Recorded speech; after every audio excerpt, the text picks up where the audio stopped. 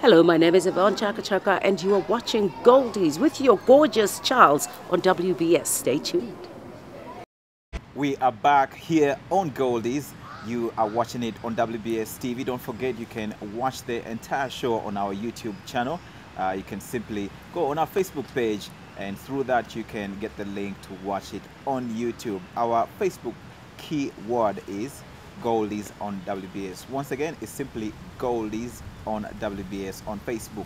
Honorable Taylor is right next to me. We are chatting and we are learning and being educated about his history and being inspired by that. He was also the LC1 chairman back in the day. How did you end up to be with the National Council of Sports? Because we all know you from this other side. How I came in the National Council of Sport is because when I came back in 1980, we revived Uganda Motor Club. Okay, so you had traveled, or I traveled from UK back to Uganda just after the war. I came in June 1980. And this is you're talking after the yes, president, after President Museveni coming back in power. Late Obote, Binaisa Lule, and all those people. That was in 1980. Right. That's when I was one of the first Ugandans to return back to Uganda. And we were very few. Right. Myself, and there was a gentleman, Narubai Tucker, and there were a few others who came back in those days. You feel you really were attached to your hometown, your home country, Uganda, and well, you had to come back? if I would have not lost my passport, I would have come back immediately. But because I became a refugee in UK, I lost my passport and I could not come back to Uganda. Because there was a lot of correspondences we made to the Ministry of Internal Affairs. But unfortunately, they were never used to reply a letter because most of the letters were censored. So they can take the letter, but there was no reply to that. Okay. I went to the Ugandan embassy, I don't know how many times, and he says, now you see you are a British, why do you want to go to Uganda? So I had no choice, and I continued. But my friends, Pickfair, who were here during 1979, I requested them because of the Pickfair industry. Yes. And Rafikis and Karim, and I said, look, I want to come back to Uganda. He said, now you can come because Idi Amin is not there. Okay. So that is how I made my effort to see that let me go back to my home country. Right. And how did you pick the passion to become, a sports council?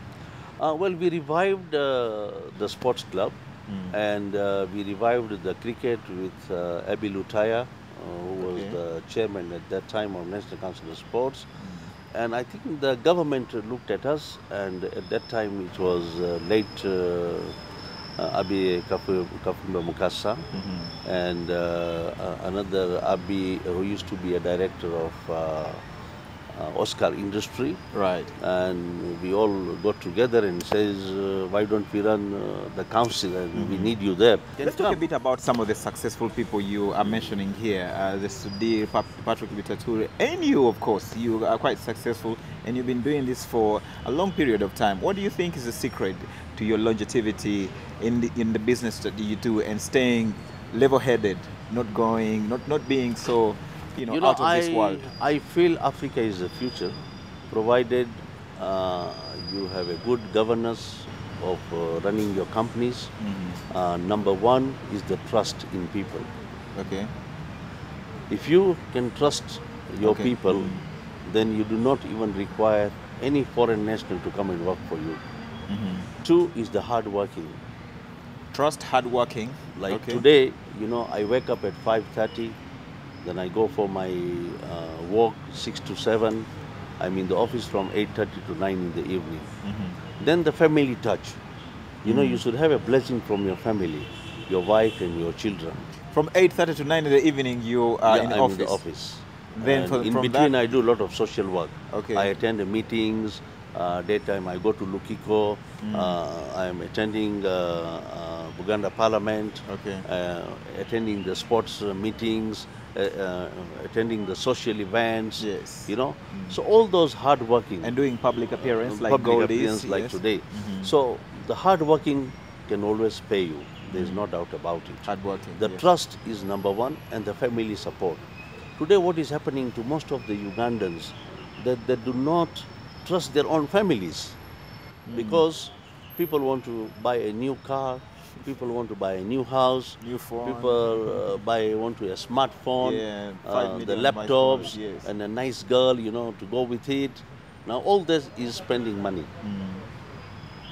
So hard working is number one, Right. the trust and a family support. If you do not have a family support, then there is a problem. Like some people have got 4 wives. Now, you see, the 4 wife will think that, am I going to get Sheraton or am I going to get this? Now, all those thinking does not help at all. Yeah.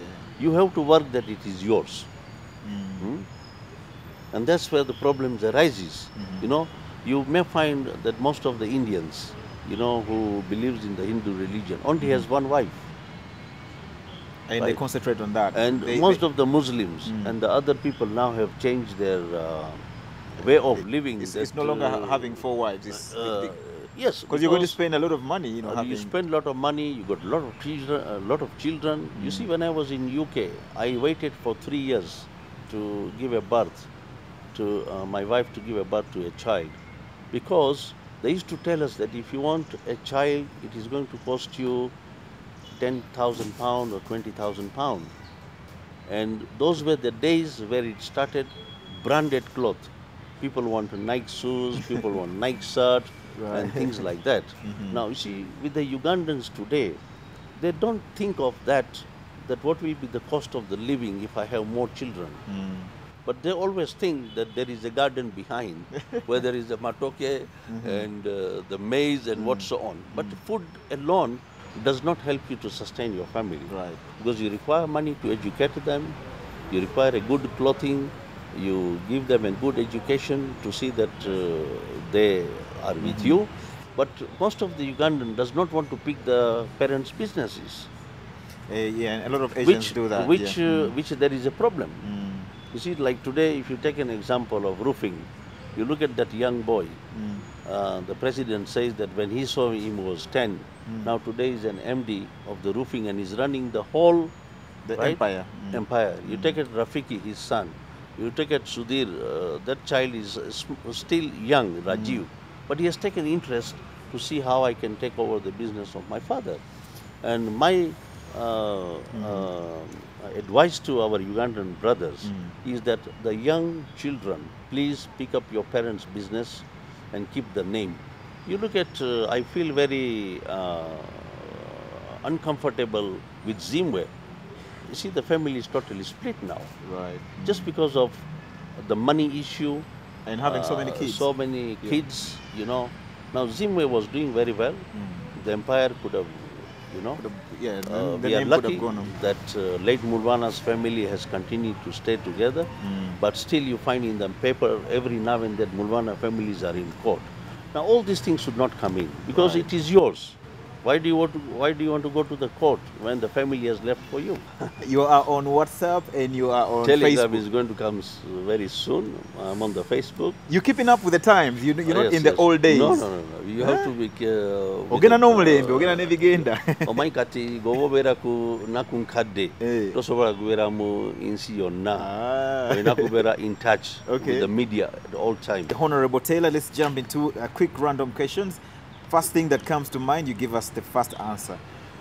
Honorable Tailor, what do you consider to be the most valuable thing you own? The most valuable thing I own is my family. What is the one thing you think of when you wake up in the morning? When I wake up in the morning, I always think what is going to be my day's job and what's going to be the future for my children. Because exercise is number one. I walk 1 hour a day, every morning. Every day? Every day for the last 40 years.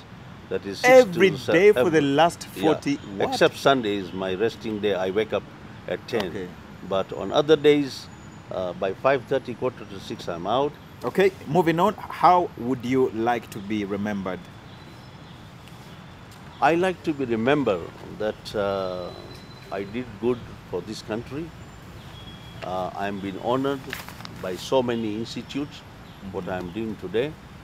And my children and my other parts in the world, they know who I am today. And anyone who I meet, he says, oh, you are a Rajni Tailor. Yes. I've heard your name somewhere. Yes. Now that is what I feel proud of it, that I've done something for this nation, I've done something for this world. Bubaka kibo wande badolekera abantu ng'omunnauganda Honorable Owekitiibwa Taylor. Thank you webale nnyo. Kati njagala kubulira abaana baffe bonna bali mu Uganda wano mubaleke bodaboda tugende tulime. Uganda yaffe ezze maaso lwokubanga agro-based industry mulimu ssente era Katonda atuwadde ettaka lyaffe nga mulaba ttaka tekitaaga fertilizer yonna. Greenery 365 days, nature is with us, so why not we promote our own country? We can feed the whole of Africa. Yeah. Uganda is the future, and Uganda would be one time the hub of the East African countries. Thank you so much, Owekitiibwa Taylor. Ndozo Wulidde.